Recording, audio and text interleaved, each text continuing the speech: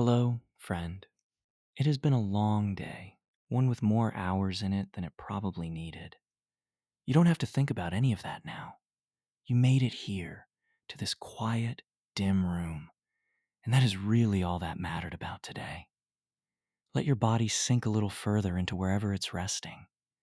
There is nowhere else you need to be. It's lovely to have you here. Before we begin, I'd love to know where in the world are you watching from tonight? If you enjoy these relaxing explorations and would like to hear more, a like and subscribe really helps this little channel float along. And to those of you already subscribed, thank you. Tonight we go somewhere very small and very strange, and somehow underneath everything you have ever touched. A place where particles behave like waves, where nothing is certain until it is looked at, and where the smallest building blocks of the universe seem to be quietly, patiently, breaking all the rules we thought were fixed. It is called quantum mechanics, and no one, not even the people who study it most closely, claims to fully understand it. Now, close your eyes if you'd like, let your breathing slow, and let's begin. At the very end of the 1800s, physics seemed almost finished, a tidy and complete description of light, motion, and heat, with only a few small loose threads left to tie off. One of those threads involved something called black body radiation, the glow given off by a heated object, which no existing equation could fully explain without producing an answer that made no physical sense at all. A German physicist named Max Planck found a fix, but only by assuming that energy could not be shared out smoothly and continuously. It had to come in small, fixed portions. He called them quanta, and without quite meaning to, he opened a door that has never been closed since. Around the same time, another puzzle involved light striking a metal surface and knocking loose tiny particles of electricity, a phenomenon called the photoelectric effect. The brightness of the light did not matter nearly as much as its color, its frequency, which made no sense if light was simply a smooth, continuous wave.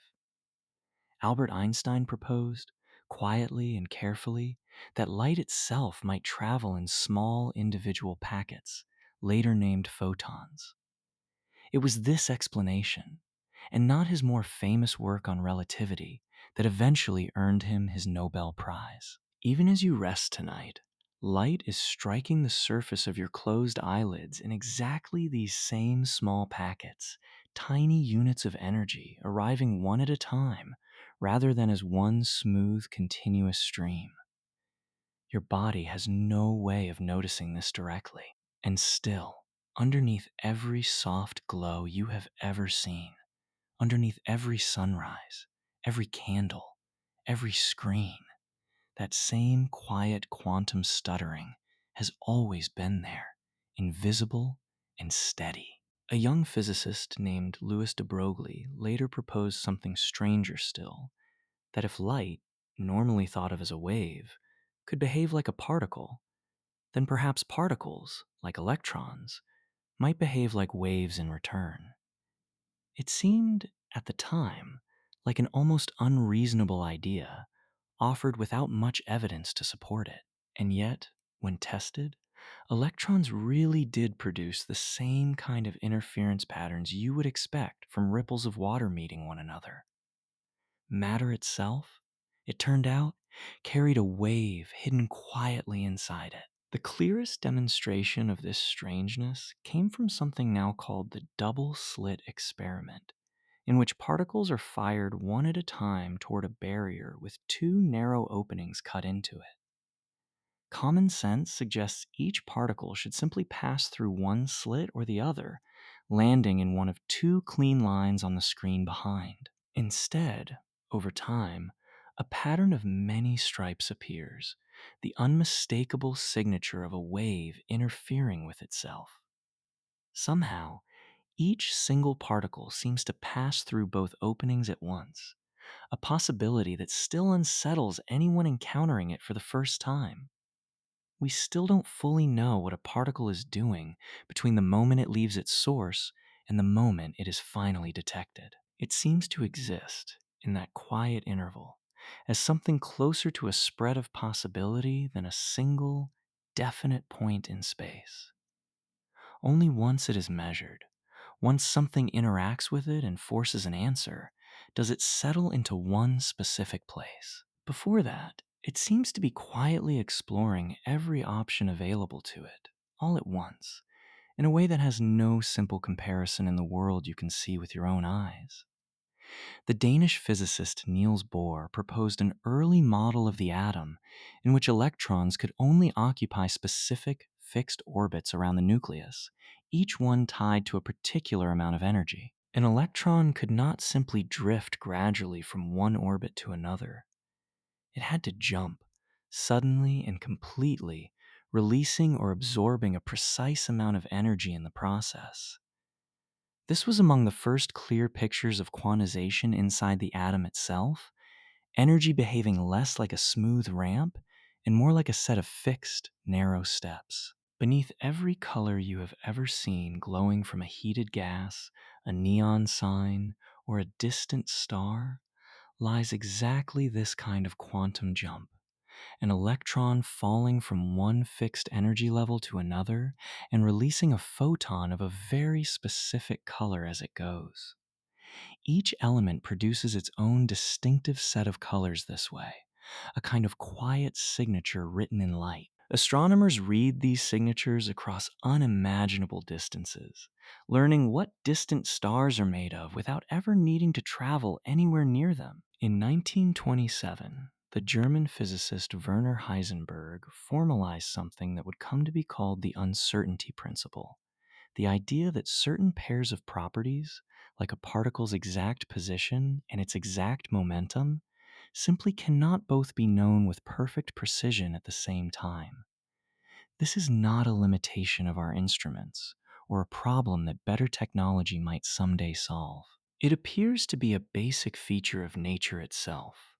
The more precisely you pin down where something is, the less precisely you are able to say how fast or in which direction it is moving. And yet, this uncertainty is not simply an absence of knowledge sitting quietly in the dark, waiting patiently to be revealed. Many physicists have come to believe the particle itself does not possess a single definite position and momentum at once, even in principle, even before anyone measures anything at all. It is not that the answer is hidden from us. It may be that, in some deep sense, there is no single sharp answer yet to find. The Austrian physicist Erwin Schrödinger developed an equation that could describe how this strange, spread out possibility, called a wave function, changes and moves through time. It does not tell you where a particle definitely is. It tells you the likelihood of finding it in any particular place if you happen to look.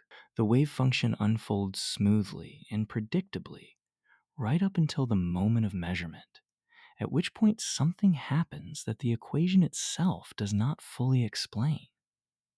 That unexplained moment is often called the collapse of the wave function, the sudden narrowing of many possibilities down into one single observed outcome. Before you look, a particle might be found in several different places, each with its own particular likelihood.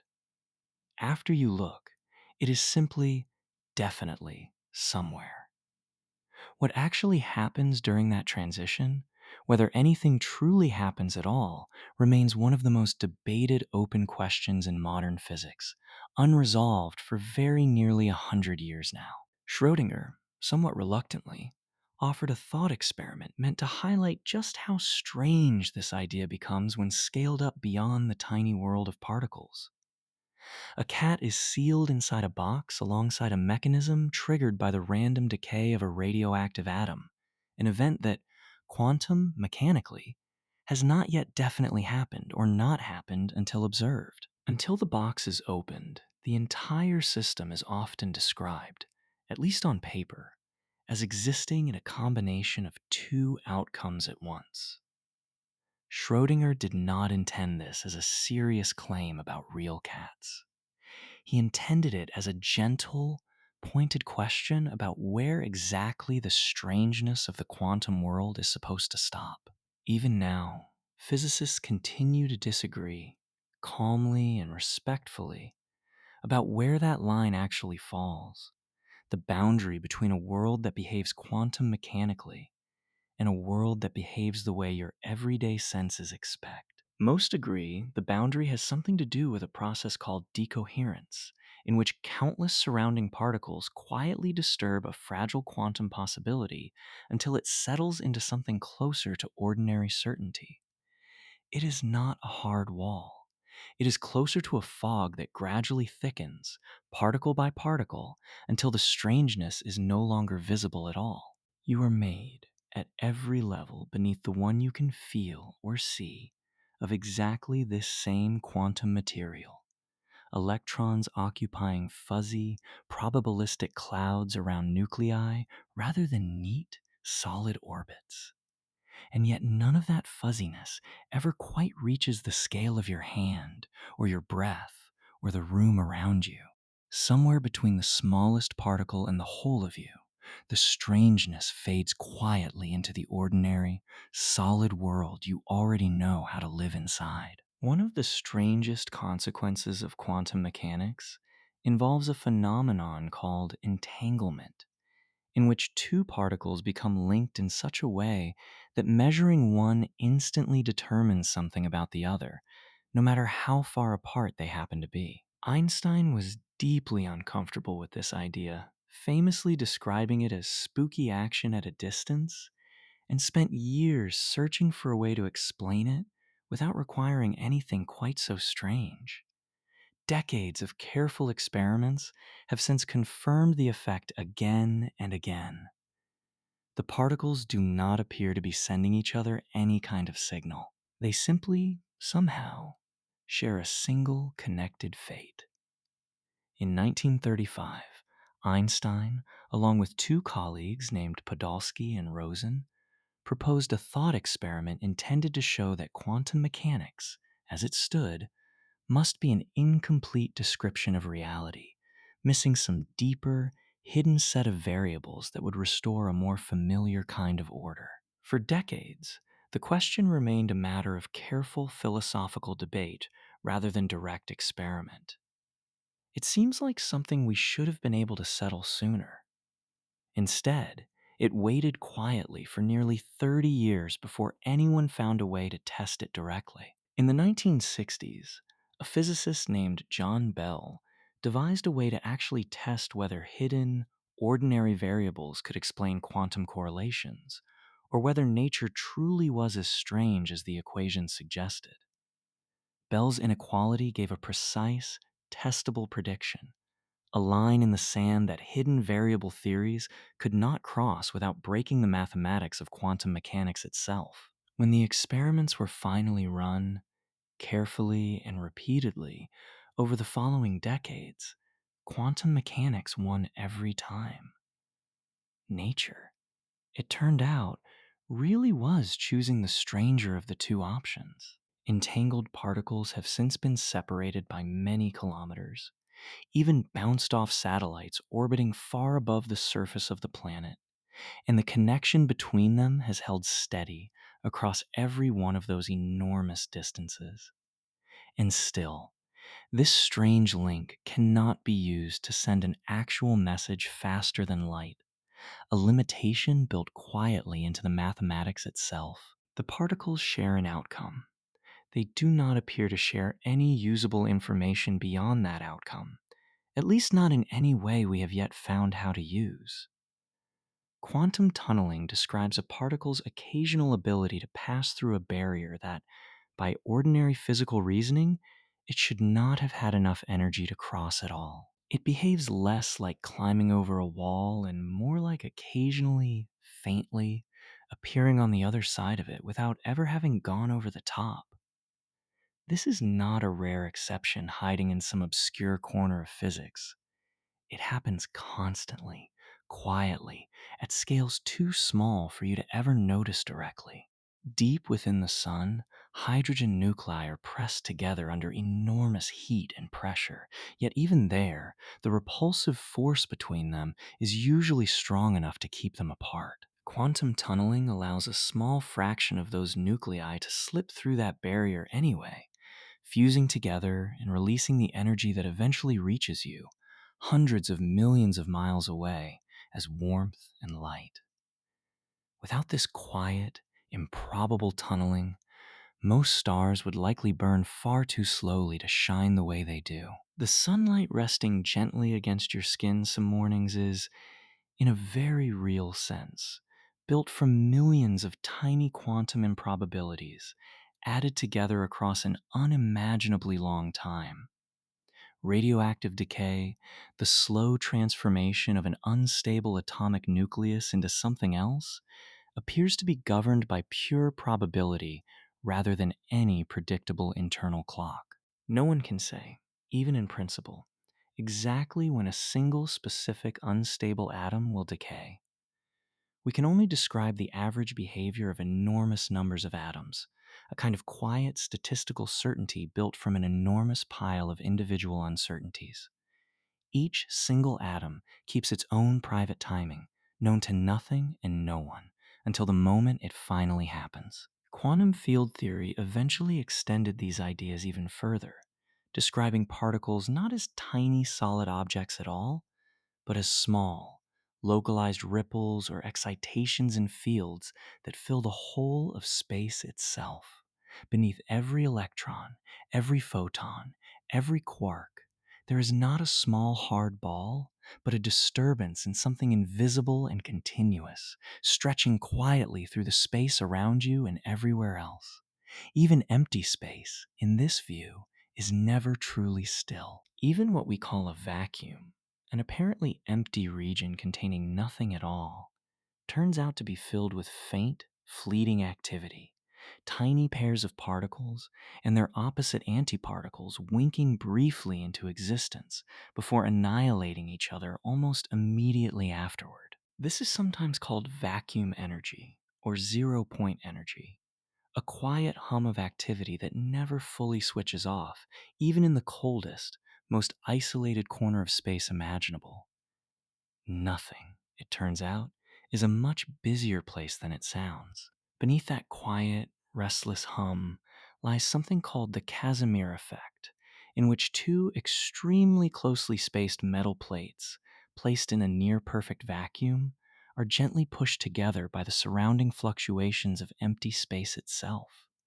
It was predicted mathematically decades before anyone could measure it directly, and only later confirmed through careful, delicate experiments. The empty space between the plates, it turns out, is not simply empty.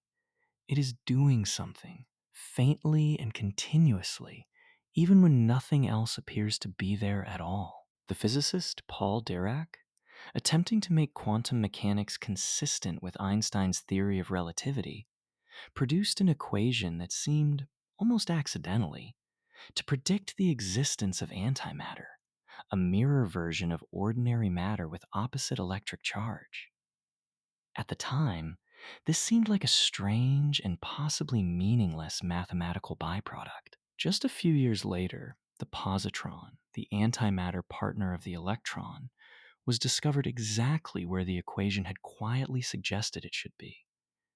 Sometimes the mathematics knows something before anyone else does. Quantum electrodynamics, developed in the years following, offered an extraordinarily precise description of how light and matter interact with one another, matching experimental results to a level of accuracy almost unheard of anywhere else in science. It relies on a strange bookkeeping tool called a Feynman diagram, a simple sketch representing every possible way a given interaction might unfold, each one added carefully into a single combined answer. Even the most unlikely, roundabout paths a particle might theoretically take are quietly included, each contributing some small, faint influence to the final outcome. Beneath the protons and neutrons that make up the nucleus of every atom in your body lie even smaller particles called quarks, held together by a force so strong that no quark has ever been observed fully alone. As you try to pull two quarks apart, the force between them does not weaken with distance the way gravity or electricity would. It only grows stronger, eventually snapping into new particles rather than ever allowing a clean, lasting separation. Some kinds of closeness, it seems, are built directly into the rules of the universe itself. The Higgs field, proposed in the 1960s and finally confirmed through direct experiment in 2012, is thought to fill the entirety of space, quietly interacting with certain particles as they move through it and giving them, in the process, the property we call mass. Without it, particles that currently have weight would instead travel forever at the speed of light, unable to slow down or gather into anything resembling matter at all. Somewhere in that same quiet field, every solid, heavy thing you have ever touched, including your own body, finds part of its explanation. Light itself and the other three fundamental forces are each carried by their own dedicated particles, tiny messengers that pass influence from one piece of matter to another across empty space. Photons carry the electromagnetic force. Gluons hold quarks together inside the nucleus. Other particles, less familiar by name, quietly manage the remaining forces at play. Every attraction, every repulsion, every small nudge felt anywhere in the universe seems to be delivered, patiently, by some small particle doing exactly this same quiet job. Long before quantum mechanics existed as a formal science, Isaac Newton believed light was made of small particles, while a rival scientist named Christian Huygens argued instead that light behaved as a wave. For centuries, the debate seemed to settle firmly in favor of waves, supported by clear and repeatable evidence. Quantum mechanics eventually revealed that both scientists had, in a strange way, been partly right all along. Light and matter besides refuses to be only one thing or the other. Planck's constant, the small fixed number Max Planck introduced to solve the blackbody puzzle at the very beginning of this story, turned out to appear again and again throughout every corner of quantum theory that followed. It sets the scale at which the ordinary rules of everyday physics quietly give way to something stranger and less familiar. It is an extraordinarily small number, and precisely because it is so small, its strange consequences almost never reach up into the world you can see directly with your own eyes. Electrons inside an atom are described not by neat, tidy orbits, the way old textbook diagrams often show them, but by strange, shifting shapes called orbitals, regions of space where an electron is more or less likely to be found at any given moment. Some of these shapes resemble simple spheres. Others fold outward into complex, lobed patterns, quietly determining how atoms bond, share, and connect with one another to build every material you have ever touched. Beneath every solid surface in your life is a slow, careful geometry, written entirely in probability rather than in fixed, certain lines. Chemical bonding itself, the sharing or trading of electrons between atoms, is fundamentally a quantum process, governed by these same fuzzy, probabilistic clouds rather than any solid mechanical connection. Without this quiet foundation, none of ordinary chemistry, the water in a glass, the air in this room, the ink of any word you have ever read would behave the way it reliably does. Somewhere beneath the calm predictability of everyday matter, quantum mechanics is quietly, patiently doing all of the actual work. Even the structure of the periodic table, the familiar grid every chemistry student eventually memorizes, is really a direct consequence of quantum rules governing how electrons are allowed to fill the space around a nucleus. Its shape is not accidental or aesthetic or simply convenient. It follows precisely and necessarily from a small set of quantum principles about energy levels and allowed arrangements. Somewhere in that quiet arrangement of boxes and rows, the entire chemical behavior of the universe is written down in careful, compressed form. One especially important quantum rule, discovered by the physicist Wolfgang Pauli, states that no two electrons within the same atom can occupy exactly the same quantum state at once. This single, simple restriction is part of why atoms take up space at all, rather than collapsing down into an infinitely dense point. Beneath every solid object you have ever leaned against, every table, every wall, every floor, this quiet exclusion is patiently keeping matter from folding in on itself entirely.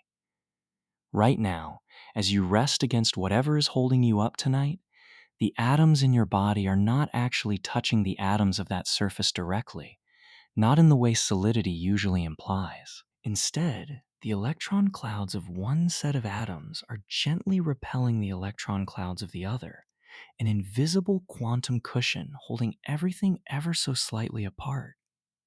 What feels, to you, like solid contact is really a very old, very reliable kind of quiet electromagnetic negotiation happening endlessly without needing your attention at all. Electrons, along with several other kinds of particles, possess a quantum property called spin, though it does not correspond to any actual physical spinning in the way the word might suggest. It behaves, instead, like a small built-in magnetic property, one that can only ever be measured as one of two specific values, never anything gradually in between. This strange, all-or-nothing property underlies much of modern chemistry and material science, quietly shaping how atoms and molecules interact with each other and with the world around them. Beneath the calm, orderly hum of a magnetic resonance imaging machine, the kind sometimes used to look carefully inside a human body, lies this exact same quantum property. Doctors briefly nudge the tiny magnetic spins of hydrogen atoms inside soft tissue, then listen carefully as they quietly settle back into their original resting state, revealing detailed images built entirely from that soft return. Somewhere inside that heavy, slow machine, an enormous number of individually tiny quantum events are being gathered together into a single clear picture. Superconductivity, in which certain materials lose all electrical resistance once cooled below a particular temperature, is a purely quantum phenomenon, arising from electrons pairing up in a coordinated, collective quantum state. Once formed, electrical current can flow through a superconducting loop for what appears to be an indefinite length of time without ever slowly fading the way ordinary current would. Somewhere in a carefully cooled laboratory, a current started years ago may still, quietly, be flowing. A closely related effect, called superfluidity, allows certain liquids cooled to extremely low temperatures to flow with absolutely no internal friction at all, climbing gently up the sides of their own container and appearing, at times, to defy gravity in small, delicate ways. It behaves less like any ordinary liquid you have ever poured, and more like something that has quietly stopped resisting its own motion altogether. Cold enough, it seems, can occasionally undo even the most familiar habits of matter. At temperatures close to absolute zero, certain groups of particles can merge into a single shared quantum state called a Bose-Einstein condensate, in which countless individual particles begin behaving as though they were, in some sense, one single unified entity. Predicted decades before it was ever achieved in a laboratory, it now offers physicists an unusually clear, magnified window into quantum behavior that is normally far too small and far too brief to observe directly. Sometimes, to see something quiet clearly, you first have to make everything around it perfectly, patiently still. Even a single photon, fired alone through the double slit experiment described earlier, will still produce the same faint interference pattern over time, gradually building stripe by stripe as more individual photons arrive, seemingly interfering with a version of itself that never physically existed anywhere in the room. It does not interfere with any other photon, since there are none present at the same time. It appears, quietly and strangely, to interfere with its own unresolved possibilities. The wave function that describes a particle's likely behavior is not, most physicists agree, a physical wave moving through ordinary space in any conventional sense. It is closer to a careful mathematical description of probability itself, a kind of map of likelihoods rather than a map of any solid physical thing. The rule connecting that wave function to an actual measurable probability is called the Born rule, named for the physicist who first proposed it, and it remains one of the quiet, foundational pillars beneath the entire theory. There is a lesser known form of the uncertainty principle involving time and energy, suggesting that a system's energy can only be pinned down as precisely as the amount of time available to measure it allows. Very briefly, extremely small amounts of energy may seem to appear from nowhere at all, borrowed for the briefest possible instant before being quietly repaid. This is part of what allows those fleeting virtual particles inside a vacuum to exist at all, if only for an instant too small to ever notice directly.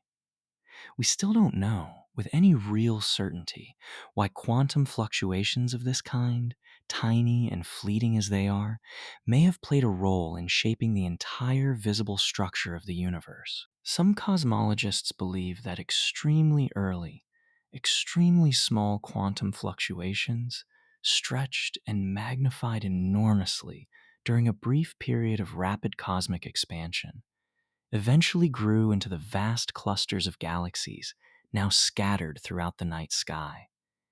It seems like something we should be able to state with total confidence. And yet, at the very edge of our current understanding, it remains gently an educated and careful guess. You exist in this quiet moment only because something billions of years ago prevented all matter from spreading out into a perfectly smooth, uneventful cloud. Tiny, ancient quantum fluctuations, magnified across an unimaginable stretch of time, are thought to have created just enough unevenness for gravity to later gather matter into stars and planets, and eventually, after a very long while, into you. You are, in some very real sense, a very distant descendant of a wrinkle in an otherwise smooth beginning. The exclusion principle mentioned earlier does more than simply keep ordinary atoms from collapsing. In the collapsed, burnt-out cores of dying stars called white dwarfs, it is the quiet pressure created by crowded electrons, refusing to occupy the exact same state that holds the entire star up against the crushing pull of its own gravity. Without that quiet quantum resistance, the star would continue collapsing indefinitely. Instead, it settles, held gently in place by a rule far too small to ever see directly. In even more extreme collapsed stars called neutron stars, it is neutrons themselves, rather than electrons, that provide this same kind of quiet resistance, packed together at a density difficult to properly imagine, a single teaspoon of that material weighing more than a mountain. And still, deep inside, the same basic quantum principle is at work. One small rule about identical particles refusing to share an identical state, holding up an entire, impossibly dense star against its own relentless gravity. Quantum tunneling, the same effect that allows the sun to shine, may also play a small but measurable role in the chemistry happening quietly within your own cells right now.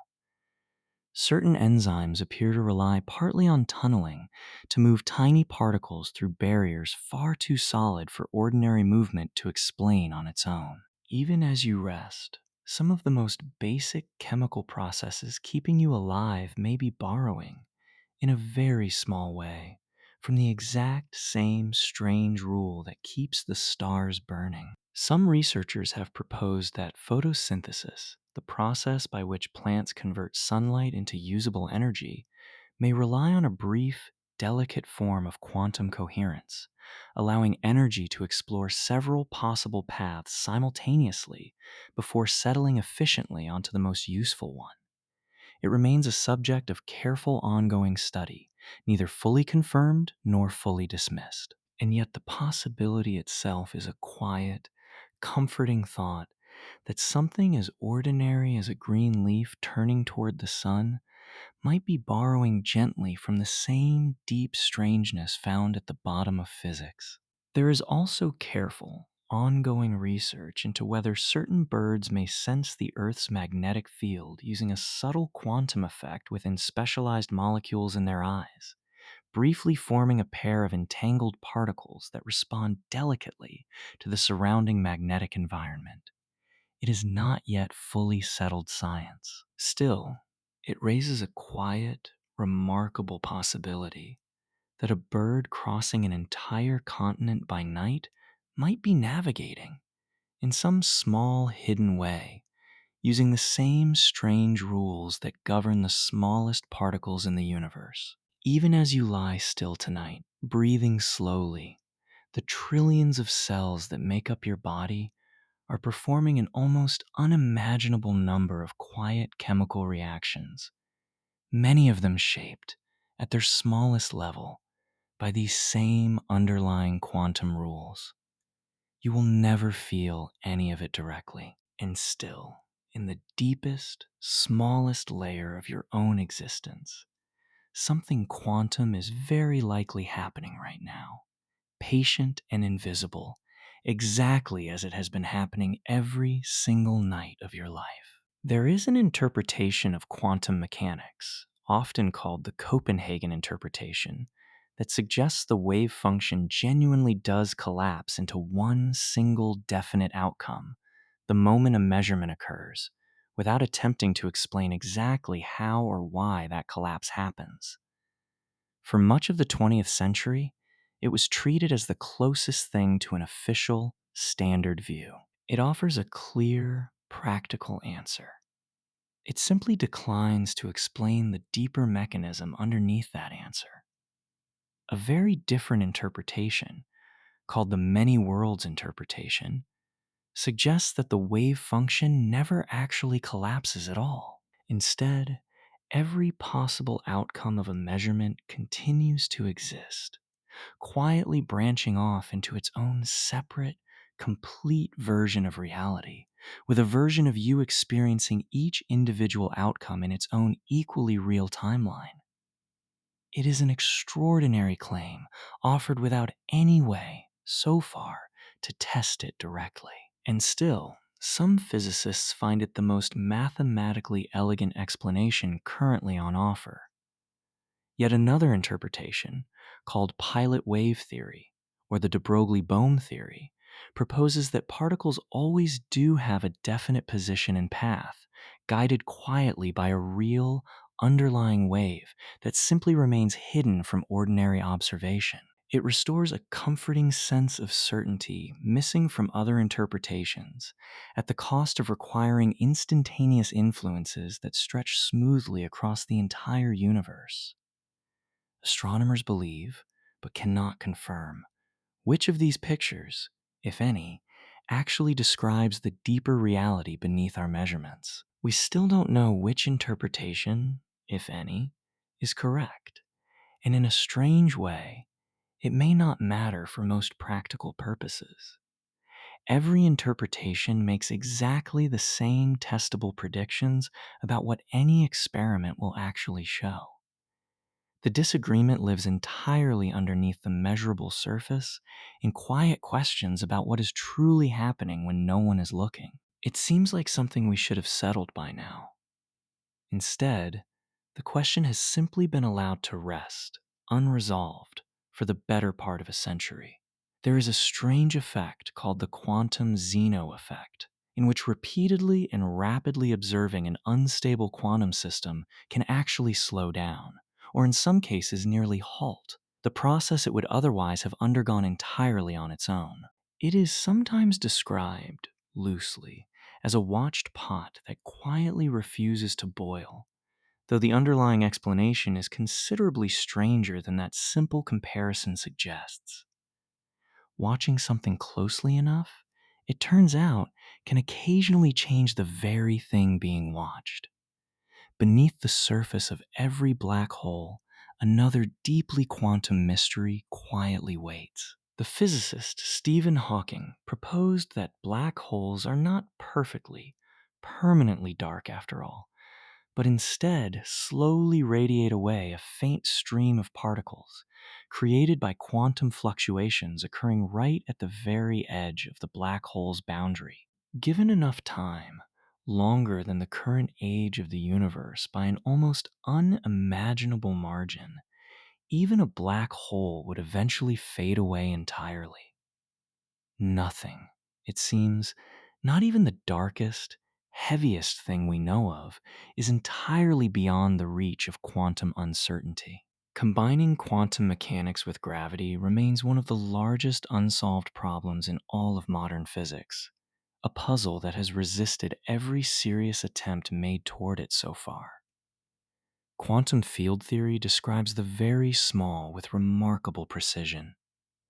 General relativity describes gravity, and the very large with its own remarkable precision. And yet, whenever physicists try to describe both at once, particularly near the crushing centers of black holes, the mathematics quietly falls apart. It seems like something we should already understand. It remains, instead, one of the deepest open questions left standing. One proposed answer to this puzzle is string theory, which suggests that every fundamental particle may actually be a tiny, vibrating loop or strand of energy, far smaller than anything current instruments could ever hope to directly observe.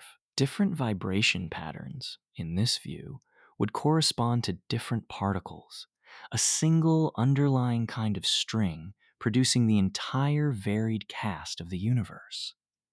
It remains, for now, an elegant and mathematically rich idea without direct experimental confirmation. And still, it continues to quietly guide a great deal of careful theoretical work. Another candidate, called loop quantum gravity, suggests instead that space and time themselves might not be smooth and continuous, but rather built from tiny, discrete units at the very smallest imaginable scale. A fine underlying granularity too small for anything we currently have to detect directly. In this view, if you could somehow zoom in far enough, space itself might begin to look less like an empty stage and more like an impossibly fine, quiet lattice. We still don't know whether this picture, or something else entirely, will eventually turn out to be closer to the truth. At a scale far smaller than any atom, sometimes called the Planck length, physicists suspect that the ordinary, smooth concepts of space and distance may simply stop making sense altogether, replaced by something closer to a churning, uncertain foam. No instrument built so far has come anywhere close to actually probing that scale directly. It remains a quiet, distant frontier, glimpsed only through careful mathematics rather than any direct observation, patiently waiting for tools that do not yet exist. Quantum entanglement, once purely a subject of careful philosophical debate, has since become the foundation of an entirely new, practical field called quantum cryptography, allowing two parties to share a secret encryption key in a way that reveals almost immediately whether anyone has attempted to secretly intercept it. Any outside attempt to observe the entangled particles disturbs them in a detectable way, a kind of built-in alarm system written directly into the laws of physics rather than into any human-made code. Some of the deepest, strangest ideas in physics have, quietly, become some of the most practical. Researchers have also demonstrated something informally called quantum teleportation, though it does not involve moving any actual physical object from one place to another. Instead, it allows the complete quantum state, the full detailed information describing a particle to be transferred instantly onto a different, distant particle, while the original loses that same information in the process. It has been demonstrated successfully across meaningful distances, including once, briefly, between the surface of the Earth and an orbiting satellite far above it. Nothing solid moves. Only information, carried quietly and completely, changes address. A quantum computer, unlike an ordinary computer built from simple, definite ones and zeros, relies instead on quantum bits, or qubits, capable of existing in a delicate combination of both states at once until they are finally measured. This allows certain very specific kinds of calculations to be explored across many possibilities simultaneously, rather than one at a time in careful, patient sequence. It does not make every kind of computing faster.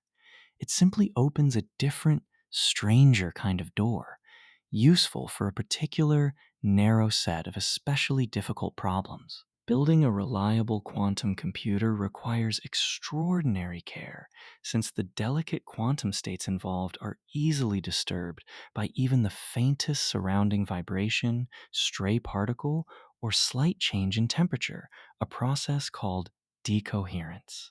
Many current designs are cooled to temperatures colder than the empty space between stars, isolated as carefully as possible from every outside influence that might otherwise collapse their fragile, useful uncertainty too soon.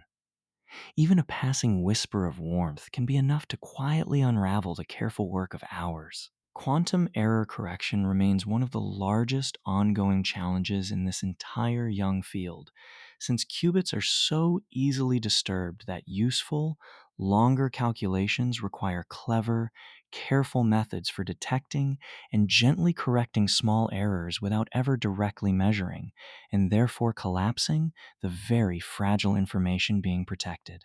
It is a bit like trying to keep a sleeping room perfectly undisturbed while still somehow checking, quietly, that everyone inside is safe and breathing evenly. Progress continues, patiently, one careful, incremental improvement at a time. Modern atomic clocks, among the most precise timekeeping devices ever built, rely directly on the extremely regular quantum mechanical vibrations of individual atoms, ticking with a steadiness far beyond anything achievable through purely mechanical means. Some of the most advanced versions would drift by less than a single second across a span longer than the current age of the universe. Every time a device in your pocket quietly confirms your exact location using signals from satellites far overhead, it is relying, indirectly, on this same extraordinarily precise quantum steadiness. Semiconductors, the humble material at the heart of nearly every modern electronic device, behave the way they do entirely because of quantum rules governing how electrons move or fail to move through their internal atomic structure. Adjusting the arrangement of atoms within a semiconductor ever so slightly allows engineers to carefully control the flow of electricity with remarkable precision.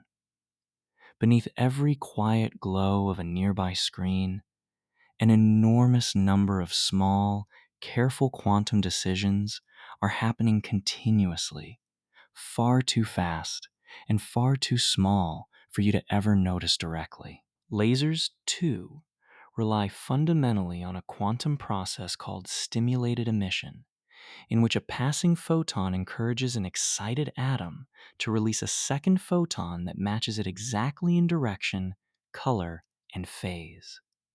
Repeated over and over inside a carefully designed chamber, this quiet chain reaction produces the tightly focused, single color light a laser is known for. Somewhere behind every steady red dot from a small laser pointer is the same basic quantum idea Einstein first quietly worked out, decades before any laser had ever actually been built. Quantum mechanics does not appear to allow for perfect certainty anywhere at its foundation, even in principle, replacing it instead with careful, well-defined probabilities. This represents a genuine, fundamental kind of randomness, different from simply not having enough information to calculate an answer more precisely. Even with complete, perfect knowledge of a system's current quantum state, certain future outcomes remain, at their very core, matters of pure chance rather than hidden, waiting certainty. We still don't know, with full philosophical confidence, whether this quantum randomness represents true, uncaused chance built directly into the fabric of reality, or whether it merely reflects some deeper layer of the universe we simply have not yet learned how to see. Physicists have tested carefully for hidden explanations and found, again and again, that the strange randomness holds firm regardless. It seems like something the universe should have settled long ago. Instead, it remains quietly one of its oldest and gentlest open secrets. Even the simple act of a single radioactive atom decaying, sometime in this next hour, tomorrow, or 100 years from now, is not something anyone could predict with total certainty, no matter how completely they understood the atom itself. It will happen when it happens, following no hidden inner clock, guided only by a fixed, quiet probability that governs the whole passing of time available to it. In a universe otherwise so often described by precise, confident equations, this one small corner remains permanently, comfortably open. Quantum decoherence, the quiet process by which fragile quantum behavior fades into ordinary classical certainty, happens astonishingly quickly in any warm, busy environment, often within a fraction of a second. It is one of the main reasons the strangeness of the quantum world almost never reaches up into anything you can directly see or feel. Cold, isolated, carefully shielded systems can sometimes hold onto their quantum fuzziness a little longer. Everything else, brushed constantly by the surrounding warmth of the world, settles almost immediately back into familiar, ordinary behavior. Schrödinger developed his now famous wave equation shortly after reading about de Broglie's proposal that matter itself might carry a wave hidden within it, and he wondered, quietly, what kind of equation such a wave might obey. Around the same time, Heisenberg had independently developed a very different looking mathematical approach, built instead from grids of numbers rather than smooth, continuous waves. For a while, the two approaches seemed like entirely separate theories, competing quietly for the same explanation. It was eventually shown, carefully, that both were simply different languages describing exactly the same underlying reality. Paul Dirac later helped unify these two approaches into a single, elegant mathematical framework, introducing a compact notation that physicists still use today to describe quantum states in a clean, abstract way. Beneath the tidy symbols is the same quiet strangeness found everywhere else in this story: probability, superposition, and uncertainty, simply written now in a more efficient hand. Sometimes progress in physics looks less like a new discovery and more like finding a calmer, clearer way to write down something already quietly true. Every electron within an atom can be described by a small set of quantum numbers, one describing its general energy level, another its particular shape of orbital, another its orientation in space, and a final one describing its spin. Together, this small set of numbers acts almost like a precise address, ensuring no two electrons within the same atom ever occupy exactly the same quiet position. It is a strangely tidy system, hidden just beneath the surface of every atom you have ever touched, sorting each electron carefully into its own unique, quiet place. Physicists often refer to a small, unadorned number called the fine structure constant, which quietly governs the overall strength of the electromagnetic interaction between light and matter. It is remarkably close to a simple fraction, though not exactly one, and no one has yet found a deeper reason why it holds precisely the value it does. Some physicists consider it one of the most mysterious numbers in all of physics. It simply appears, quietly, wherever light and matter meet, offering no explanation for its own particular size. Near the extraordinarily powerful magnetic fields surrounding certain neutron stars, physicists predict that empty space itself should begin to behave slightly differently, bending and polarizing passing light in a way that would not occur under ordinary conditions. This effect, called vacuum birefringence, has not yet been measured directly with full certainty, though careful observations of distant neutron stars continue to search patiently for its faint signature.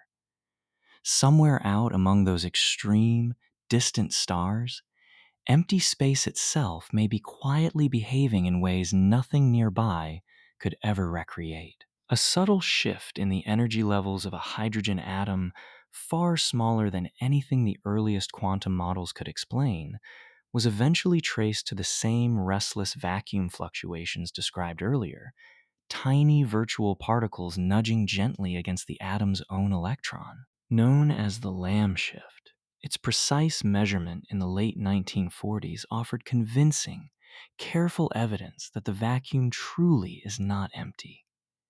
Even hydrogen, the simplest atom in the entire universe, carries a small, quiet fingerprint of that restless nothingness within its own structure. In extremely thin layers of material, cooled to very low temperatures and exposed to a strong magnetic field, electrical resistance has been found to change only in small, fixed steps rather than smoothly and continuously, a phenomenon called the quantum Hall effect. The size of each step depends only on a small set of fundamental constants, remaining exactly the same no matter what particular material is being tested.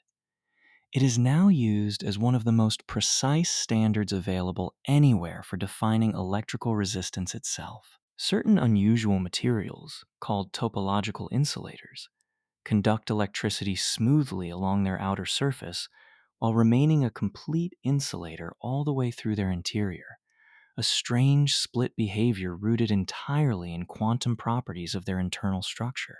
Disturbances or impurities that would normally disrupt ordinary conduction seem to leave this surface behavior mostly undisturbed, protected by the same deep mathematical structure that produces it.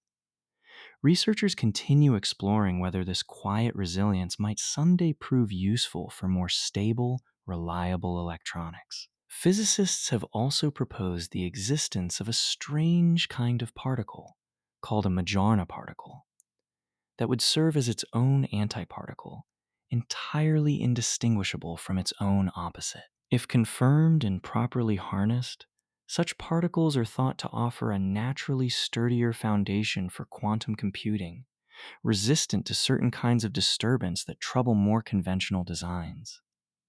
The search for clear, convincing evidence of their existence continues quietly in laboratories around the world, patient and ongoing. In 2019, a research team announced that a specially designed quantum processor had completed a very particular calculation in a matter of minutes, a task estimated to take an ordinary supercomputer an impractically long time to match. The claim, sometimes described as quantum supremacy, was met with careful scrutiny and some respectful disagreement from other researchers about the fairness of the comparison. Even so, it marked a quiet, meaningful milestone, a small glimpse of what these strange new machines might eventually be capable of. Since then, several research groups and companies have continued steadily increasing the number of qubits contained within their quantum processors, alongside careful improvements in how long those fragile quantum states can be reliably maintained. Progress has been steady rather than sudden, each small improvement building carefully on the last. The field remains, for now, closer to a careful, patient apprenticeship with strangeness than a finished, polished technology. One especially promising use for quantum computers involves simulating other quantum systems directly, modeling the exact behavior of complex molecules in a way that ordinary computers struggle to manage efficiently. Chemists hope this may eventually help design new medicines or materials with far greater speed and precision than current methods allow. It is, in a quiet way, using one piece of quantum strangeness to carefully unravel another. Quantum sensing, an emerging and rapidly growing field, takes advantage of the same extreme sensitivity found in fragile quantum states to build extraordinarily precise instruments. Gravimeters capable of detecting impossibly small changes in gravity, or magnetometers sensitive enough to notice the faint magnetic signature of a single distant object. Somewhere in a quiet laboratory, an instrument built from careful quantum principles may be listening for a signal fainter than almost anything ever measured before. Neutrinos, extremely light and famously difficult to detect particles, were found in the late 1990s to change quietly from one type into another as they travel, a subtle quantum effect called neutrino oscillation. The discovery required that neutrinos carry at least a small amount of mass, contradicting an earlier assumption that they had none at all. Billions of these tiny particles are passing gently through your body in this very moment, and nearly every single one of them will pass through without ever once interacting with anything inside you at all. Researchers have also demonstrated something called entanglement swapping, linking two particles that never directly interacted with one another at all by carefully entangling each of them separately with a third shared particle first. The resulting connection behaves exactly like ordinary entanglement, despite the two particles never once having occupied the same place at the same time. Connection, in this strange, quiet corner of physics, does not always require a direct meeting. A fundamental rule called the no cloning theorem states that it is impossible, even in principle, to create a perfect, independent copy of an unknown quantum state without disturbing the original in the process. This is not a matter of needing better tools or more careful engineering. It appears to be a basic, permanent feature of quantum mechanics itself, and it is part of what makes quantum cryptography so quietly secure, since any attempt to secretly copy a message would inevitably leave behind some detectable trace. Several cities and research networks around the world have already begun quietly testing early quantum key distribution systems, using entangled particles to protect especially sensitive communications between distant locations. It remains a small, careful, developing technology rather than something in ordinary daily use. Still, somewhere beneath a city street or along a stretch of undersea cable, a faint stream of entangled light may already be carrying a carefully guarded secret. Because quantum measurement outcomes are genuinely unpredictable rather than merely difficult to calculate, some devices now generate truly random numbers by carefully measuring quantum events, offering a kind of randomness deeper and more reliable than anything an ordinary computer, following fixed and predictable rules, could ever produce on its own. Somewhere inside certain modern security systems, a quiet quantum measurement may be the thing standing between a secret and the rest of the world. Physicist John Wheeler proposed a thought experiment, sometimes called the delayed choice experiment, in which the decision about how to measure a particle is made only after it has already, in some sense, passed through the earlier stages of an experiment. Actual experiments based on this idea have shown that the particle's earlier behavior does indeed seem to depend on a choice made after the fact, a result that quietly unsettles any simple, comfortable notion of cause following neatly after effect. It seems like something we should be able to explain in plain, ordinary terms. So far, it has resisted every attempt. A related experiment, called the quantum eraser, shows that carefully erasing information about which path a particle took can restore an interference pattern that had, moments earlier, seemed to have already disappeared entirely. It suggests that the particle's past behavior, in some very strange sense, remains open and unsettled for longer than intuition would ever expect. Down at this scale, The past itself sometimes behaves less like a fixed record and more like a soft, unfinished sketch. The debate between Einstein and Bohr over the deeper meaning of quantum mechanics played out across many years, largely through careful, respectful letters and quiet conversations at scientific gatherings, including a famous series of meetings called the Solvay Conferences. Einstein continued to feel, for the rest of his life, that quantum mechanics, however successful, could not be the final, complete word on the matter. Bohr, just as consistently, argued that the theory's strangeness was not a flaw to be fixed, but a genuine, fundamental feature of nature itself, one we simply needed to learn to sit with more comfortably. Even the ground state of a simple quantum system, its lowest possible energy, is never actually zero, a subtle consequence of the uncertainty principle applied to energy and time together. Physicists call this small remaining amount zero-point energy, a quiet residual hum that never fully switches off, even in a system otherwise as still and as cold as physics allows. Perfect, absolute stillness, it turns out, is a comfort the universe never quite permits, not even at its coldest and quietest. The scanning, tunneling microscope, developed in the early 1980s, uses the same quantum tunneling effect described earlier to trace the surface of a material one atom at a time, allowing researchers to see and even carefully rearrange individual atoms directly. It works by measuring a faint tunneling current that flows between a very fine metal tip and the surface below it, a current that depends with extraordinary sensitivity on the tiny distance between them.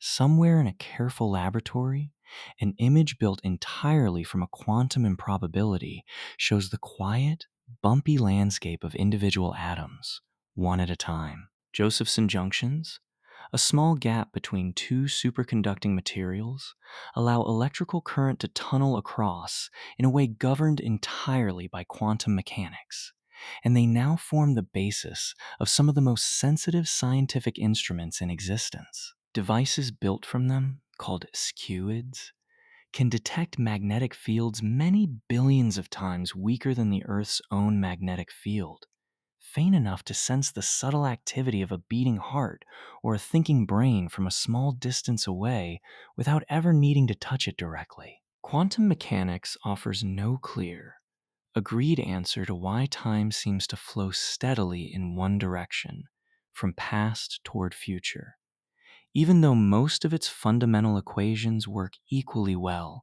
when run either forward or backward. The felt, familiar arrow of time seems to emerge instead from statistical patterns involving enormous numbers of particles, rather than from anything built directly into the smallest quantum rules themselves. Somewhere underneath the steady, forward feeling of this very evening, the deepest equations remain quietly indifferent to which direction you think of as forward at all. Some extremely precise experiments continue searching patiently for any tiny hint of how gravity and quantum mechanics might eventually fit together, testing whether extremely small particles behave exactly as expected, even under the gentle influence of gravity, or whether some faint, unexpected deviation might appear at the very edge of measurement. So far, nothing unexpected has turned up. And still, researchers continue checking carefully, patiently, in case some very small clue is quietly waiting just beyond the reach of current instruments. Researchers exploring what is sometimes informally called a quantum internet hope to eventually link distant quantum computers and sensors together using entangled particles, allowing information and quantum states to be shared securely across long distances. It remains an early, careful, developing effort, built one small link at a time. Someday, perhaps, entire networks of quiet, entangled connections might stretch quietly beneath cities much as ordinary internet cables already do. Positron emission tomography, A medical imaging technique used to look carefully inside the human body, relies directly on the same antimatter particles predicted decades earlier by Dirac's equation, detecting the faint burst of light produced when a positron meets and annihilates with an ordinary electron inside the body's own tissue. Somewhere in a hospital tonight, a machine may be quietly using antimatter, once considered a purely theoretical curiosity, to help a doctor see gently inside a patient without ever needing to open anything at all. The small memory chips found inside many phones and computers rely on a carefully controlled form of quantum tunneling to store and retain information, gently allowing electrons to tunnel through a thin barrier when writing new data, then trapping them there reliably until they are needed again. Somewhere inside a device resting quietly nearby tonight, countless small quantum tunneling events may already have taken place, holding a quiet memory of some ordinary moment from earlier today. Solar panels, converting sunlight into usable electrical energy, rely on a principle closely related to the same photoelectric effect that first hinted at the existence of photons over a century ago, light striking a material and knocking loose a small, usable trickle of electric charge. Every quiet, gathering panel resting under an open sky is, in its own patient way, still using one of the very first quantum discoveries ever carefully made.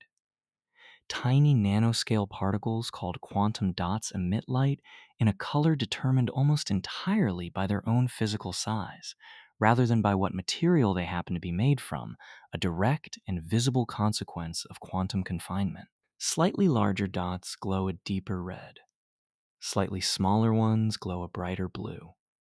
Some modern televisions and displays already rely quietly on this effect, translating a small quantum rule directly into the soft, vivid color resting in front of you some evenings. Different physical designs for quantum computers hold onto their fragile quantum states for very different lengths of time, some based on tiny superconducting circuits, others on individual atoms held gently in place by carefully arranged laser light, known as trapped ions. Each approach carries its own particular strengths and its own particular quiet difficulties. No single design has yet clearly outpaced all the others, and researchers continue, patiently, exploring several different quiet paths toward the same distant goal. A newer and still largely theoretical approach, called topological quantum computing, proposes building qubits from unusual, exotic quantum states that are naturally more resistant to the small disturbances that so easily unravel other designs. It remains, for now, mostly a careful and promising idea rather than a finished, working technology. If it eventually succeeds, it may offer a steadier, sturdier foundation built from a corner of quantum mechanics still only just beginning to be carefully understood. Max Planck himself, having introduced the idea of quantized energy almost reluctantly, spent years afterward hoping it might eventually be absorbed back into a smoother, more familiar picture of physics. It never was. Instead, the small, careful fix he offered to solve one narrow puzzle quietly grew into an entirely new foundation beneath the whole of physics, far larger and far stranger than the modest problem it was first invented to solve. The same year Einstein explained the photoelectric effect, often remembered now as his miracle year, he also published his theory of special relativity in a paper explaining the constant, random jostling of small particles suspended in a fluid, a phenomenon called Brownian motion. Three separate, quietly revolutionary ideas offered within the space of only a few months. It is a gentle reminder that even the largest shifts in understanding sometimes arrive together, unannounced, in an otherwise ordinary year. De Broglie's proposal that matter carries its own wave associated a particle's momentum directly with a specific wavelength, a small, elegant equation linking two properties that, before then, had always belonged to entirely separate kinds of things. The faster or heavier a particle moves, the shorter and less noticeable its wave becomes, which is part of why you never notice a wave quietly trailing behind your own body as you move through a room. The effect is real. It is simply, for anything as large as you, far too small to ever matter.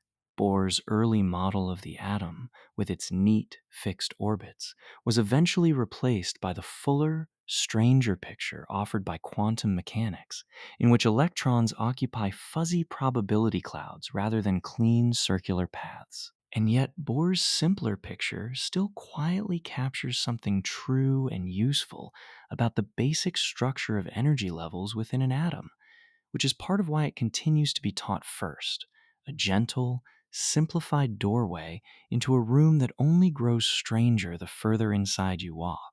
Wolfgang Pauli arrived at his exclusion principle while carefully trying to explain small, puzzling patterns in the light emitted by different atoms, patterns that no existing model could fully account for. His answer, that no two electrons could share an identical quantum state, resolved the puzzle neatly and completely. It also quietly explained, almost as a side effect, why matter itself takes up space at all, rather than allowing atoms to collapse endlessly into one another. Particles throughout the universe divide neatly into two broad families based on a property connected to their spin. Fermions, which include electrons, protons, and neutrons, obey the exclusion principle and firmly refuse to share an identical state. Bosons, which include photons, are perfectly happy to crowd together into the very same state in unlimited numbers, a difference formalized in something called the spin statistics theorem. It is a small, quiet rule with enormous consequences, deciding whether a group of particles behaves like a determined, spread out crowd or a single, unified beam. Because photons are bosons, willing to gather together in identical states, an enormous number of them can be coaxed into moving in perfect step with one another inside a laser, each one matching the last exactly in color, direction, and timing. Inside a superconductor, electrons pair up into partnerships called Cooper pairs, which then behave, together, more like bosons themselves, allowing them to move through the material in one smooth, coordinated flow rather than colliding individually along the way. Certain materials, when cooled and adjusted with great care, can be pushed gently across what is called a quantum phase transition, shifting abruptly from one collective quantum behavior to an entirely different one, even though nothing about the material's temperature has changed enough to explain it through ordinary means. Some especially unusual materials settle instead into something called a quantum spin liquid, in which the tiny magnetic orientations of individual atoms never quite settle down at all, remaining restless and fluctuating even at temperatures close to absolute zero. The satellites that make modern navigation systems possible must correct constantly for tiny quantum precise timing differences, alongside separate corrections required by relativity, since both effects, if left unaddressed, would allow positioning errors to grow by a noticeable amount within only a single day. Somewhere far above you tonight, a small, quiet clock, built on quantum precise atomic ticking, is helping to guide a stranger safely home through a city you have never visited. For decades, careful critics of Bell's original test pointed to small technical loopholes, gaps in the experimental setup that might, in principle, still allow a more ordinary, hidden explanation to survive. Researchers spent years carefully closing each of those gaps, one at a time, using ever more careful and creative experimental designs. In 2015, several independent teams finally reported a fully loophole-free test, one that left no reasonable technical escape route remaining. Quantum mechanics, once again, held firm. Physicist Richard Feynman also developed an alternative but fully equivalent way of describing quantum behavior called the path integral formulation, in which a particle is treated as though it takes every possible path between 2 points at once, each path contributing its own small, quiet influence to the final outcome. The straightest, most familiar path usually contributes the most. And yet, in principle, every impossibly winding, unlikely route is included too, each one adding its own faint, careful whisper to the total. Some physicists favor an interpretation called consistent histories, which avoids describing any single collapse at all, focusing instead on which entire sequences of events can be discussed together without contradiction. Others favor objective collapse theories, which propose that the wave function really does collapse spontaneously and physically on its own, entirely independent of any observer, at some very small but measurable rate. Neither approach has yet gathered enough evidence to settle the matter for everyone. The quiet debate simply continues, patiently, alongside all the others. Researchers have gradually pushed the double slit experiment toward larger and larger objects, successfully demonstrating wave-like interference not only with electrons, but with entire molecules made of many hundreds of atoms bound carefully together.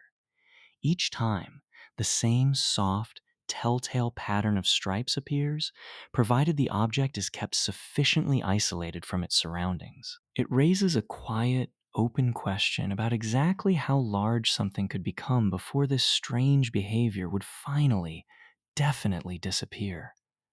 So far, no firm limit has been found. A strong enough superconducting magnet can cause a small magnet to hover gently in place above it, suspended by the Meissner effect, in which a superconducting material firmly expels any magnetic field trying to pass through it. It is sometimes called quantum levitation, and it offers one of the rare moments where this deeply strange, invisible physics becomes something you could actually watch happen quietly in front of you. A small object resting calmly on nothing at all. Under carefully controlled laboratory conditions, the human eye has been shown capable of detecting a single individual photon, a single smallest possible unit of light, registering it as a faint, genuine signal rather than nothing at all. In ordinary daily life, background light and the eye's own gentle noise make this all but impossible to notice directly. And still, somewhere in the quiet dark of a closed eyelid tonight, the tiny cells built to catch a single lonely photon are simply resting, patiently, ready for a signal they may never actually receive. Researchers studying photosynthesis have paid particularly close attention to a small structure called the Fenner-Matthews-Olson complex, found in certain photosynthetic bacteria, in which energy from captured sunlight appears to briefly sample several possible paths at once before quietly settling onto whichever route moves it forward most efficiently. It remains a delicate, closely studied example of quantum behavior surviving, if only briefly, inside a warm, busy living system. Even in the softest, most ordinary green leaf, something quietly strange may be patiently at work. Some physicists have proposed a concept called quantum Darwinism, suggesting that the reason certain quantum information becomes widely and reliably observable by many separate observers, while other information remains fragile and hidden, may have less to do with any true collapse and more to do with which information happens to spread redundantly and repeatedly into the surrounding environment. In this view, the solid, dependable world you experience each day is less like a sudden transformation and more like the version of events that simply survived best, quietly repeated everywhere around you. There is also a serious, if still largely theoretical, effort to describe the quantum state of the entire universe as a single connected whole, using an equation named for the physicists Wheeler and DeWitt. It is a strange, humbling idea, treating the whole of space and time not as a stage on which quantum events occur, but as something that might itself, in some deep sense, be described the same uncertain, probabilistic way. We still don't know whether such a description is even the right question to be asking. And still, somewhere in a quiet office, Someone is carefully asking it anyway. Some enzymes deep within your own cells, including certain ones responsible for processing vitamin B12, appear to rely on quantum tunneling to move small particles across distances that would otherwise take them considerably longer to cross by ordinary means. The exact extent of this effect remains an area of careful, ongoing study. Even so, it offers one more quiet thread connecting the strange, tiny rules described throughout this evening directly back to the soft, steady chemistry keeping your own body resting comfortably right now. Quantum mechanics also plays a quiet role in something as ordinary as the color of the sky above you during the day and the deep, familiar blue it settles into. Sunlight striking the gas molecules of the atmosphere scatters more strongly at shorter wavelengths, a quantum interaction between light and matter happening constantly, endlessly, far over your head. By the time evening arrives and that scattering fades, the sky settles instead into the soft, warm colors of sunset before finally giving way to the quiet dark you are resting beneath right now. Even the simple, steady burning of a candle relies, underneath its calm surface glow, on countless individual quantum transitions, electrons and excited atoms falling back to lower energy states and releasing their extra energy as small packets of light. No candle flame has ever needed to understand quantum mechanics in order to flicker gently in a quiet room. It simply, patiently, keeps doing what atoms have always known how to do, one small quantum step at a time. Some physicists have proposed that gravity itself might not need to be quantized in the same way as other forces at all, and that perhaps a fully quantum description of gravity will require ideas not yet even imagined, rather than a careful extension of tools already in hand. Others believe the eventual answer will look recognizably similar to quantum field theory, simply extended a little further than anyone has yet managed. We still don't know which guess, if either, is closer to correct. It remains one of the largest, quietest open doors left in all of physics. Researchers working with ultra-cold atoms, chilled to temperatures only a fraction of a degree above absolute zero, are able to observe quantum behavior directly and clearly, free from the constant, disruptive warmth that erases it almost everywhere else. Entire small clouds of atoms can be made to behave, briefly, as one single coordinated quantum system held gently in place by careful arrangements of laser light. In these small, cold, quiet laboratories, some of the deepest strangeness of the universe becomes, for a little while, patient enough to actually sit still and be studied closely. A quantum system left completely alone, without any outside disturbance at all, evolves in a perfectly smooth, predictable, and fully reversible way, according to the equations first laid out by Schrödinger. It is only the messy, unavoidable interaction with a much larger surrounding environment, an instrument, the air, even a single stray photon, that introduces the strange, seemingly irreversible jump toward one definite outcome. Left undisturbed, a quantum system does not need to choose anything at all. It simply, quietly, continues holding every possibility gently together. Some physicists have suggested that consciousness itself might play some special role in triggering the collapse of a quantum system, a suggestion that remains, for now, almost entirely without solid experimental support. Most working physicists prefer simpler explanations rooted in decoherence and ordinary physical interaction, without needing to introduce the mind as any special ingredient. Still, the question is occasionally raised again, quietly, at the edges of an otherwise careful and technical field, a small reminder of how personally strange these ideas can feel.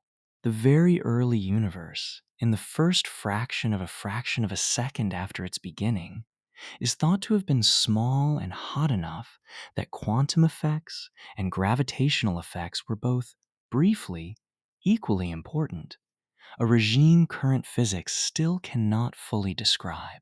Understanding that brief, extreme moment remains one of the clearest reasons physicists continue searching for a full theory of quantum gravity.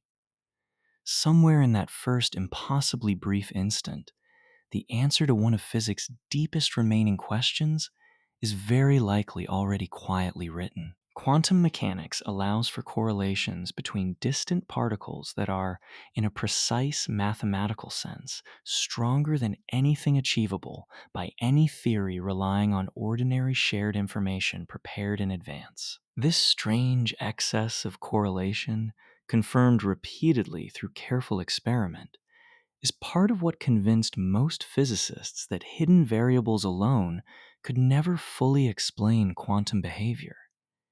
Nature, it seems, is not simply keeping a secret from us. It appears to be behaving in a way no ordinary secret could ever fully account for. Some of the earliest careful measurements confirming quantum predictions were performed using nothing more elaborate than light passing through carefully arranged crystals and mirrors gathered on tabletops rather than inside enormous, specialized facilities. Quantum mechanics does not always require an enormous machine to reveal itself. Sometimes, a careful, quiet, patient afternoon with the right small set of tools is enough to catch a small glimpse of something otherwise entirely invisible. Even the ink resting quietly on any page you have ever read owes its particular color to the same quantum rules governing which specific wavelengths of light its molecules happen to absorb and which they let pass gently by. Every soft color you have ever noticed, in a book, in a room, in the sky above you, carries this same small quantum explanation folded quietly underneath it, waiting patiently to be noticed by anyone curious enough to ask why. You began this evening already, carrying, quietly, everything described tonight. Atoms held together by an exclusion principle you never asked for. Chemistry humming gently along through unseen tunneling, light reaching your closed eyes in small determined packets. None of it required your attention to keep working correctly.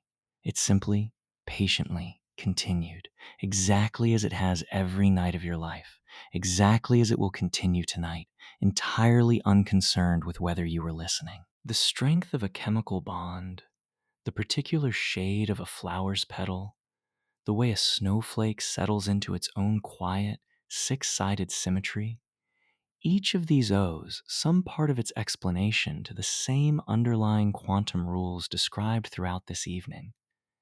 None of it announces itself loudly. It simply arranges itself, patiently, into the ordinary shapes and colors that have always surrounded you, each one quietly built from rules far smaller and far stranger than anything visible on the surface. A single grain of table salt is held together entirely by a quantum arrangement of electrons passed carefully between sodium and chlorine atoms, each one settling into a more stable, lower energy state by doing so. Multiply that same quiet exchange by an almost uncountable number of atoms, and you get a small, solid crystal, hard and dependable, resting quietly in a kitchen somewhere, built from nothing more than a great many tiny, patient quantum agreements. Diamonds and graphite, the soft, dark material found inside an ordinary pencil, are made of exactly the same element, carbon, arranged in two very different quantum patterns. In diamond, each atom bonds firmly to four neighbors in a rigid, three-dimensional lattice, producing something famously hard and clear. In graphite, atoms arrange instead into loose, flat sheets that slide easily across one another. The same atom, arranged just slightly differently at the quantum level, can become something as different as a gemstone and a smudge of pencil lead.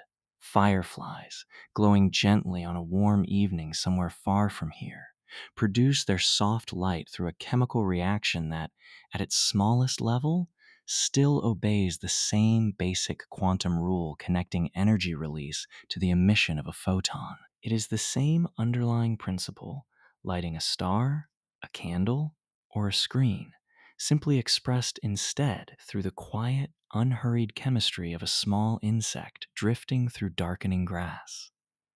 The universe, it seems, is not especially particular about which small, living thing it lends its oldest tricks to.